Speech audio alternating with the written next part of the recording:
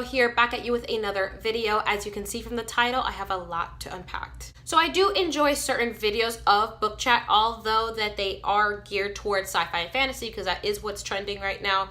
I don't relate to a lot of the videos that they come out with. But for this one, it was about a general theme in books, which is romance, which is my forte, if I may say so myself. So I do enjoy a good romance. Clicked on the video, I watched it, and there was a lot of things mentioned that I kind of just wanted to open with before I get into my actual discussion. There were certain things that they talked about. Of course, they talked about more YA romances, and they were talking about books like Twilight and Outlander, and I mean, Outlander's really adult, but we're gonna breeze past this one.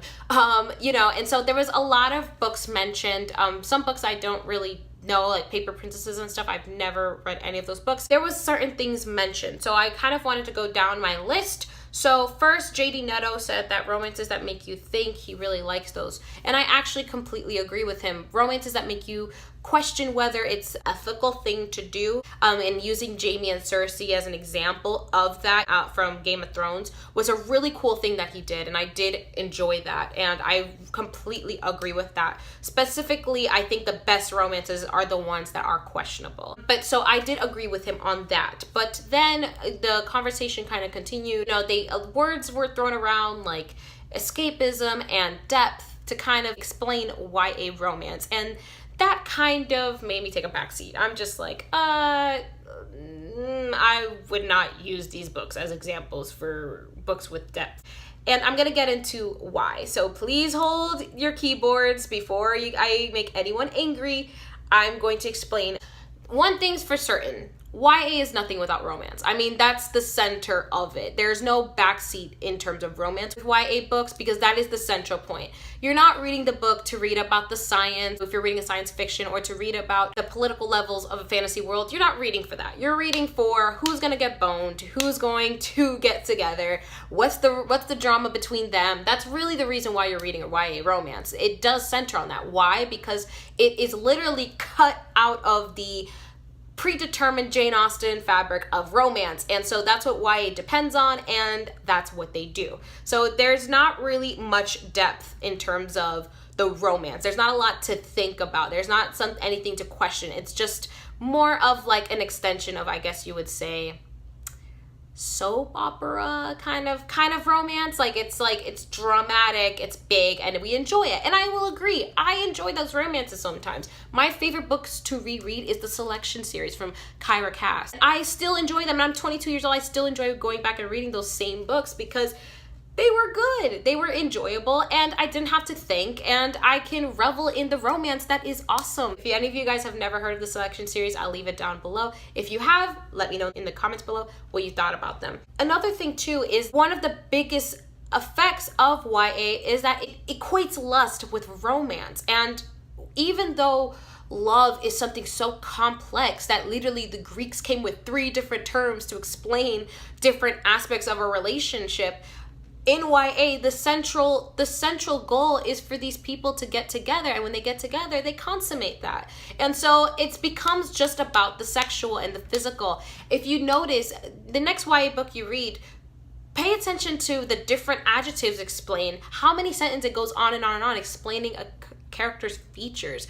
Think, like, you know, the way that he acts, like the way that they tell you how the character is instead of showing you through his actions and his words. I mean, that's one of the biggest things about YA, and it continues to this day. I tried reading a YA book very recently. I had to put it down because I was like, this is, you know, there's a kind of wall that you meet because it's not very deep in terms of romance, and romance is about an intimate relationship, an intimate connection between 2 human beings. It goes deeper than physical, but YA still has not been able to break that wall in terms of understanding the intimacy of relationships. You find that more in adult books, and of course it makes sense because when we're young, we don't think about that. We think about, how does this person look and how this person makes me feel when they touch me. We think that way when we're young. We don't really think about love in the long term. We don't think about someone that we're willing to wake up in the middle of the night with a baby, or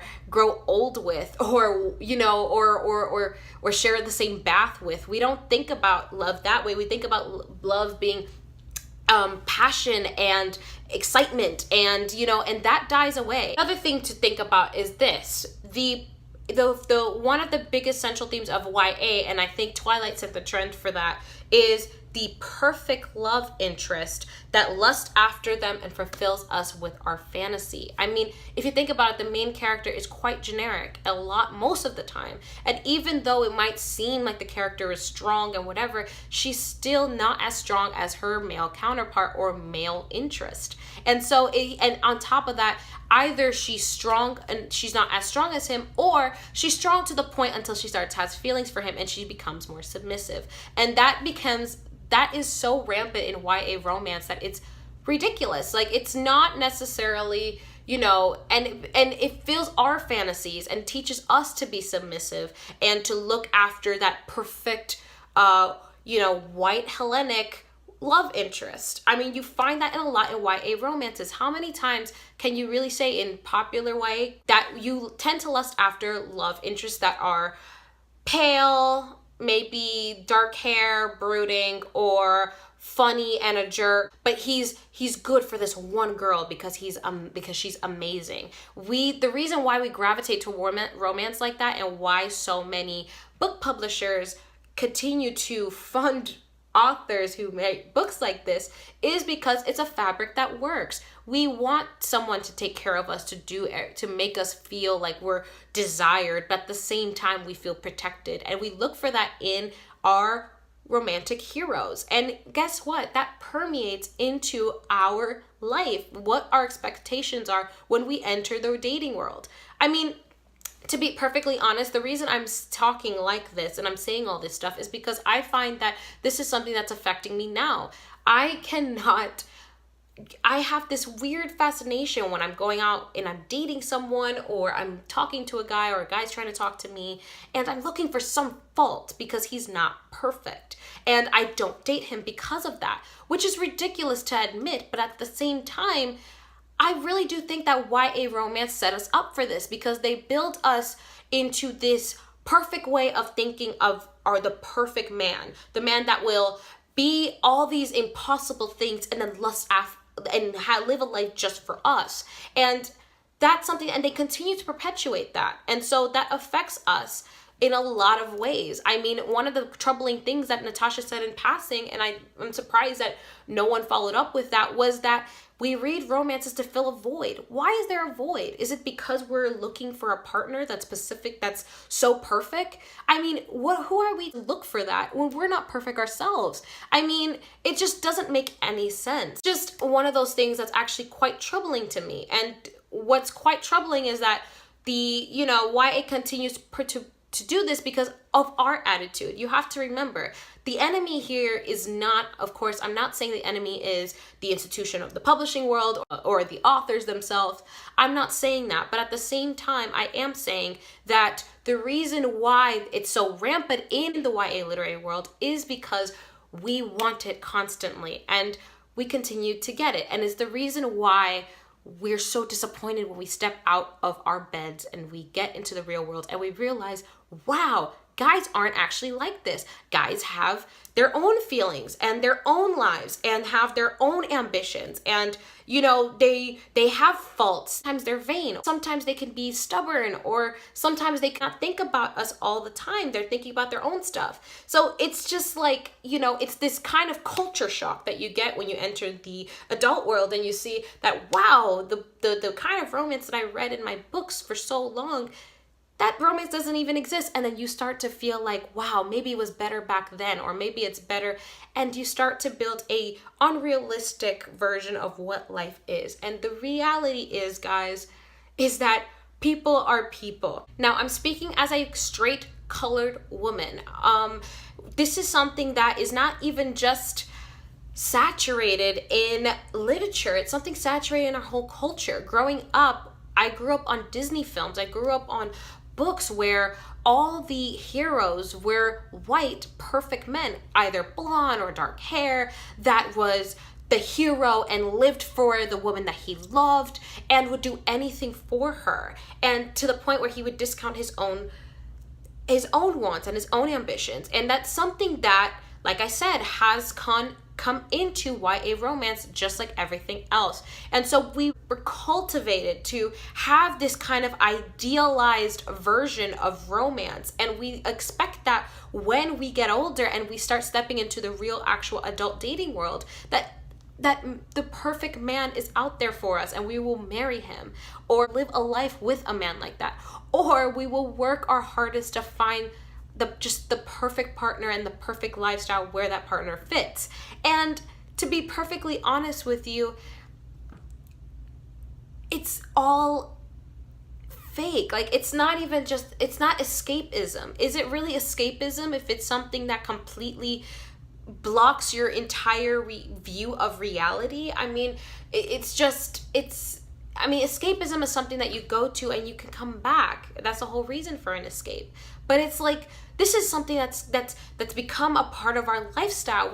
We've learned to think this way, and it's just, and I noticed that, you know, it just makes it harder. It does make it a lot harder. It makes it harder to connect with people, it makes it harder to, I don't know, to really actually enjoy a guy for who he is rather than what he can be if I shape him that way. Or even if we're in a relationship, maybe I can make him perfect. I mean, it just doesn't work. And I feel like that's something that I do blame YA for that. I do blame them for putting that idea in my head, because there's no grounds for it to be there. At the end of the day, we're not perfect ourselves. We have so many faults. And even then, we believe the world is such a huge place and we're so small. I mean, there's absolutely no reason to have any of these sentiments, but we naturally do. So what Tinder works into this is because I started to notice that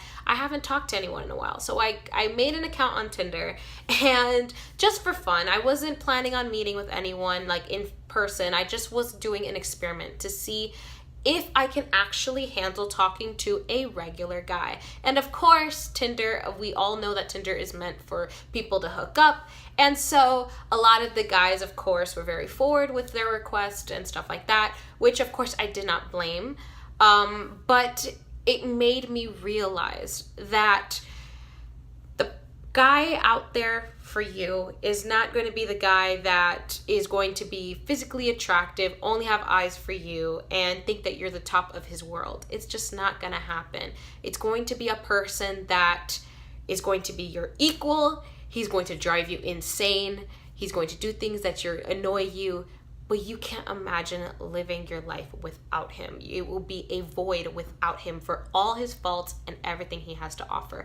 And that's something that I need to give myself a chance to find in reality. So that is it for this video. I know I talked about a lot of things. I touched a lot of sensitive topics, I'm 100% sure. Leave a comment down in the comment box below what you thought about this discussion, if you agreed with anything that I said, or if I'm completely missing the note. But thank you guys so much. I want to thank all you guys new subscribers. I really do enjoy the feedback and the amazing comments you guys leave, and I get to actually have conversations with you guys. So I definitely am looking forward to this one. Anyway, thank you guys so much for watching, and I'll see you in the comments.